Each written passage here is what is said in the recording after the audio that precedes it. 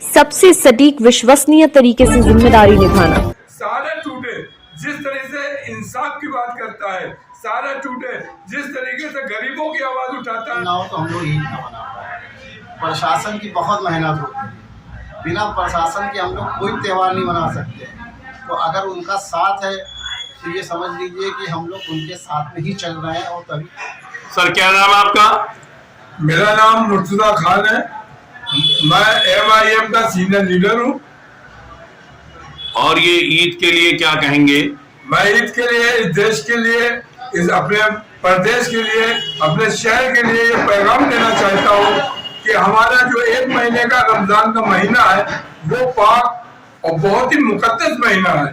उस महीने के अंदर हम जिस तरह से 1 महीना भूखे प्यासे रह के रोजा रखते हैं, अल्लाह से दुआ करते हैं, इस देश के लिए दुआ करते हैं, यहाँ के रहने बसने वालों के लिए दुआ करते हैं कि वो हिफाजत से रहें, अच्छा रहें। और इस देश के लिए कि हमारे देश के अंदर जिस तरह से फिरका परस्ती फैलाई जाती है, जिस तरह से फिरका परस्त ताकतें सिर उठाती हैं, हम दुआ करते हैं कि फिरका परस्त ताकतें नेस्त नाबूद हो जाए और हमारा हिंदू मुस्लिम भाईचारा, हमारा सिख ईसाई भाईचारा, हमारा गंगा जमनी तहजीब जो कहलाती है वो बरकरार रहे। और हम इसी के साथ अपने देश के, अपने शहर के, अपने प्रदेश के उन तमाम लोगों को और MIM के तमाम साथियों को और तमाम लोगों को जो हमसे जुड़े हैं और इस देश से जुड़े हैं, उनको मुबारकबाद देते हैं कि वो भाईचारा जो बना है बरसों से, सालों से, हजारों सालों से, उस भाईचारे को कायम रखे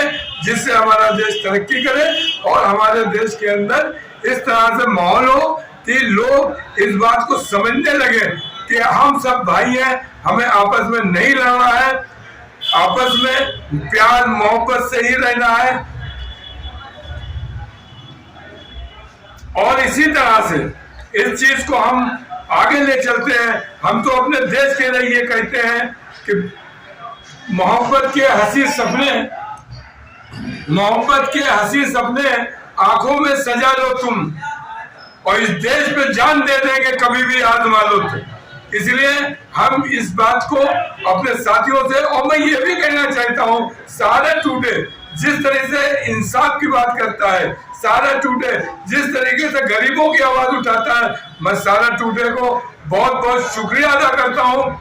और सारा टूटे जैसे तमाम चैनल जो भी हों, जो ईमानदारी के साथ काम कर रहे हैं, मैं उनका भी शुक्रिया अदा करता हूँ। और सारा टूटे ने जिस तरीके से कानपुर के अंदर नहीं बल्कि उत्तर प्रदेश के अंदर झंडे गाड़ दिए हैं, सारा टूटू ने ईमानदारी के साथ अपनी बात को, जनता की खबरों को पेश किया है, उसके लिए सारा टूटे के संपादक एडिटर जनाब मोहम्मद तारिक साहब का भी मैं शुक्रिया अदा करता हूँ। ईद की सेवइयों को लेकर क्या करेंगे? देखिए, ईद की जो सिवई है तो मीठी ईद कहलाती है, इसलिए ईद की सिवइयों के लिए मैं यही कहना चाहूंगा कि हमारे साथी जितने भी हैं, अगर मेरी आवाज वहां तक जा रही है, वहां तक पहुंच रही है, तो ईद के दिन उन सब की मेरे घर पे दावत है।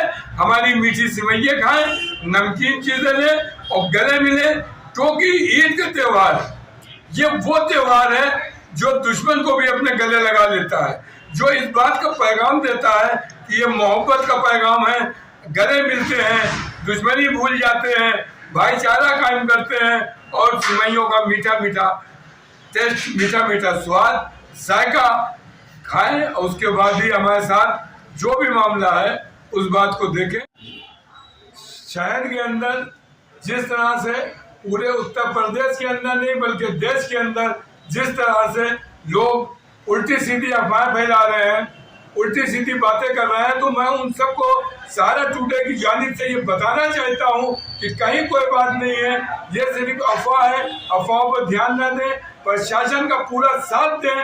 अगर कहीं इस तरीके की कोई बात करता है, प्रशासन को तुरंत उसकी इत्तला करना चाहिए और शहर के अंदर शांति अमन कायम रखना चाहिए, क्योंकि हमारे शहर के जितने भी ऑफिसर हैं, ये पूरी मुस्तैदी के साथ, जिस तरह उन्होंने शांति अमन के साथ होली मनवाई है, उसी तरीके से वो ईद को ही मनवाएंगे और पूरी तरीके से कमर कस ली है कि फिरका परस्त ताकतों को प्रशासन सिर उठाने नहीं देगा। सर क्या नाम है आपका? जी, मेरा नाम हाजी सैयद आलम, पूर्व पार्षद प्रत्याशी हूँ और मैं इस टाइम MIM की पार्टी से हूँ। जनाब असदुद्दीन ओवैसी साहब जो एक लीडर हैं, और मैं उनकी तरफ से सभी देशवासियों को, अपनी तरफ से भी अपने नगरवासियों को, क्षेत्रीय वासियों को, तो रमज़ान मुबारक का जो आज आखिरी जुमा पड़ा है, अलविदा जुमा, इसकी मैं तहे दिल से बहुत बहुत मुबारकबाद देता हूँ।